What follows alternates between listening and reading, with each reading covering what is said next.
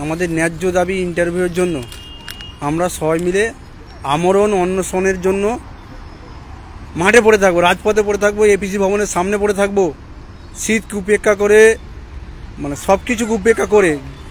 কারণ বেকারত্বের যন্ত্রণার থেকে বড় কোনো যন্ত্রণা নেই। তাই সবাইকে বলবো আপনারা তৈরি হন।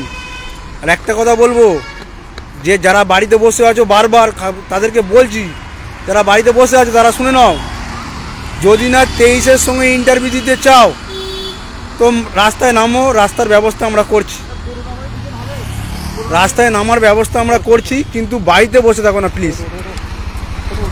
বাড়িতে বসে থাকা মানে নিজের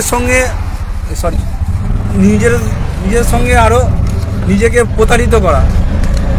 তাই নিজের ভালো পাগলেও বোঝে। আর আপনি তো একজন হবু শিক্ষক, আমরা এখন অর্ডারে আছি, একটু প্রবলেম হবে। সবাইকে বলবো আপনারা তৈরি হন, রাজপথে নামতে হবে, ব্যাস। আপনারা যারা মানে এই ঠান্ডায় বাড়িতে বাইরে বেরোতে পারছেন না, তখন কিন্তু আমরা রাজপথে থাকতে হবে, সেই উদ্দেশ্যে কিন্তু পথে নেমে এসেছি।